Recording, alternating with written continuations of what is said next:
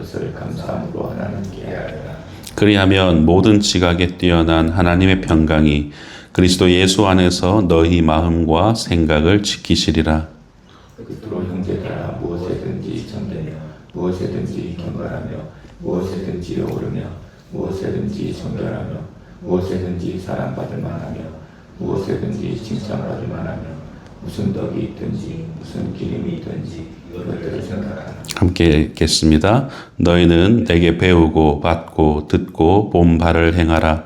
그리하면 평강의 하나님이 너희와 함께 계시리라. 아멘. 빌립보는 로마에서 아주 멀리 떨어져 있는 그런 도시였습니다. 그럼에도 불구하고 이 로마의 정책에 의해서 로마와 같은 그런 번영을 누렸던 도시가 바로 이 빌립보라는 도시였습니다. 그렇기 때문에 이 빌립보 시민들은 이 로마에서 태어난 사람에게만 주어지는 그 로마의 시민권이 그렇게 주어지면서 동일한 특권을 누렸던 것이죠. 이것은 빌립보 시민들에게는 대단한 자랑이었고 그들에게는 아주 큰 자부심이었습니다. 로마 시민권자였기에 그들은 로마의 시민과 동일하게 보호를 받았고 로마의 영광을 함께 누릴 수 있었기 때문입니다. 이 사실을 너무나 잘 알고 있던 바울은 빌립보 교인들을 향해 우리는 하늘의 시민권자다라는 것을 기억하라고 그렇게 교훈하였죠. 비록 몸은 땅에 있지만 하늘에 속한 시민이기에 이 땅에 속한 사람들처럼 살지 말고 주님처럼 생각하고 주님처럼 살라라고 그렇게 권면하였습니다. 그리고 오늘 본문에서 바울은 이 빌립보 교회를 향한 마지막 당부를 시작합니다. 1절 말씀. 그러므로 나의 사랑하고 사모하는 형제들, 나의 기쁨이요 면류가 아닌 사랑하는 자들아, 이와 같이 주 안에 서라. 우리가 하나님 나라의 시민권자임을 기억한다면 그에 합당한 삶의 외적 표징이 드러나야 합니다. 사도 바울은 빌립보 교인들을 향한 어떤 무한한 신뢰와 사랑을 표현함으로써 그들로 하여금 자신의 권면을 진지하고 그리고 무겁게 받아줄 것을 요청합니다. 그 요청이 바로 주 안에 서라라는 요청입니다. 빌립보 교회는 내외부적으로 어려운 상황에 직면해 있었습니다.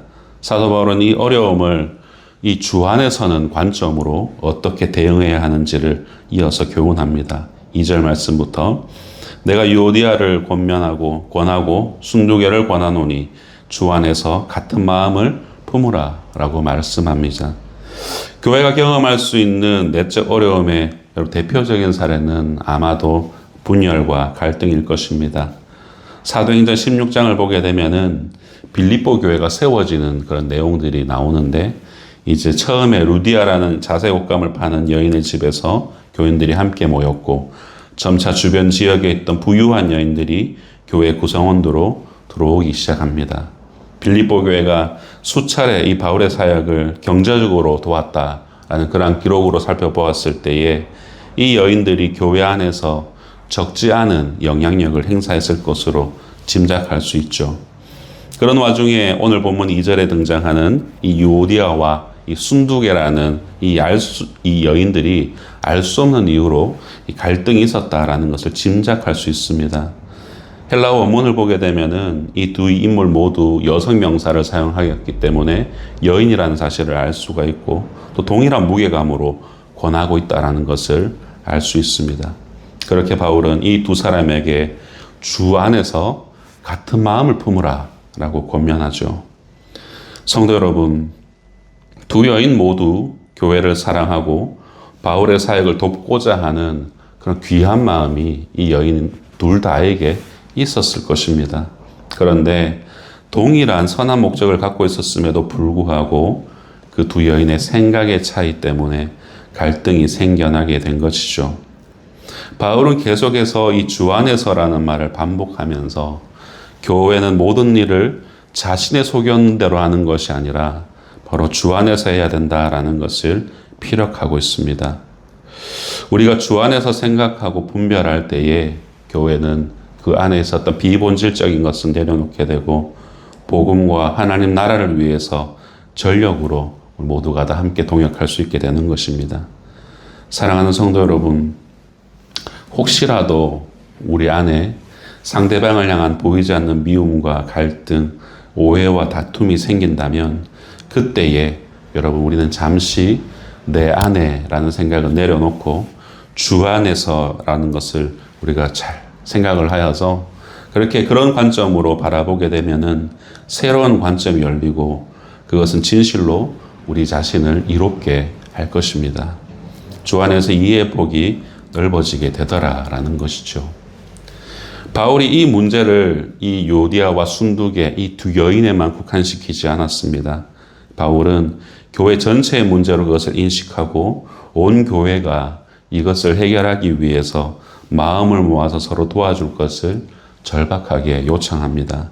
왜냐하면 그들은 바울과 함께 복음을 위해서 선한 싸움을 감당했던 그런 믿음의 전우들이었고 앞으로도 함께 믿음으로 그 싸움을 싸워나가야 될 믿음의 동역자들이기 때문입니다.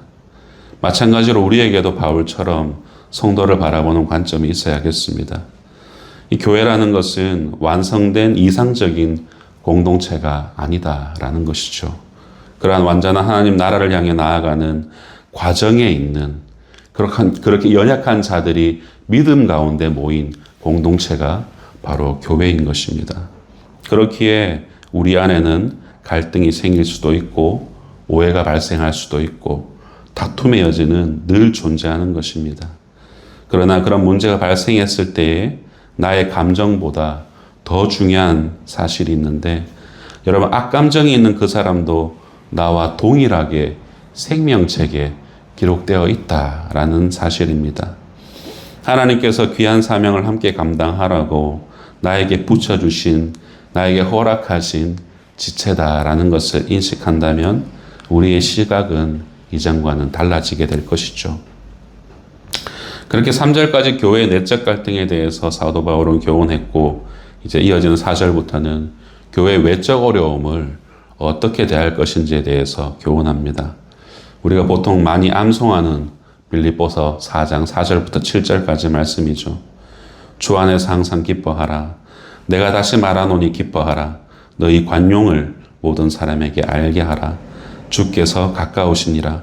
아무것도 염려하지 말고 다만 모든 일에 기도와 간구로 너희 구할 것을 감사함으로 하나님께 아뢰라. 그리하면 모든 지각에 뛰어난 하나님의 평강이 그리스도 예수 안에서 너희 마음과 생각을 지키시리라. 아멘. 편지가 쓰여지던 당시 이 빌립보 교인들은 다가올 핍박 때문에 심적으로 힘들어하고 있었습니다. 그러나 이런 상황에도 바울은 그들에게 기뻐할 것을 권면하죠. 바울의 어조는 억지로 기뻐하기보다는 이미 승리한 사람처럼 기뻐할 것을 권면합니다. 교회와 성도의 삶 속에 환란이 있을 때에도 여러분 우리가 기뻐할 수 있는 이유가 이와 똑같은 것입니다. 이 어려움 끝에 정확하게 무엇이 있는지 성경은 우리에게 확실하게 말해주고 있고 우리는 그것을 확실히 붙들고 있기 때문에 우리가 기뻐할 수 있게 되는 것이죠. 나의 생각과 나의 기준으로 내가 지금 발딛고 살아가는 현실을 보면은 도무지 기뻐할 만한 것이 없는 경우가 많습니다. 내 삶이 망했다고 느끼는데도 스스로 기뻐하라고 막 스스로에게 되뇌인다면은 여러분 그것은 옹졸한 자기 체면에 불과한 것 아니겠습니까? 하지만 우리의 기쁨은 그러한 것과는 분명히 다릅니다. 요한복음 16장 33절에서 예수님이 이렇게 말씀하셨습니다. 우리 함께 읽어보겠습니다. 시작. 이것을 너희에게 이르는 것은 너희로 내 안에서 평안을 누리게 하려 함이라.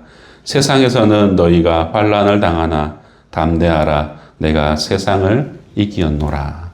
아멘. 우리 주님께서 궁극적으로 승리하셨기 때문에 우리는 세상에서 당하는 어려움이나 환난 속에서 담대히 기뻐할 수 있는 것입니다. 이처럼 어떠한 환난 속에서도 주 안에 기뻐하는 사람만이 드러낼 수 있는 열매가 있는데 그것이 바로 오늘 본문에서 말하고 있는 관용입니다. 관용이란 무엇입니까, 여러분? 나를 힘들게 하는 사람에게도 너그럽고 온유하게 대하는 태도, 그것이 바로 관용입니다. 이 관용은 오직 승리한 사람, 이미 승리를 확정 지은 사람, 주 안에서 기쁨을 누릴 줄 아는 사람만이 할 수 있는 미덕, 그것이 바로 관용이죠. 그 관용의 대상이 어떻게 됩니까? 나에게 친절한 사람, 그런 사람이 아니잖아요. 모든 사람에게 관용을 베풀어라 라고 본문은 말씀하고 있습니다. 나에게 우호적인 사람뿐만이 아니라 악감을 가진 사람까지도 다 포함하는 것입니다. 그리고 그 관용을 그 모든 사람에게 알게 하라 라고 명령어로 말합니다. 적극적으로 우리의 관용을 드러내어서 외부에서 분명하게 인식할 수 있도록 하라는 것입니다.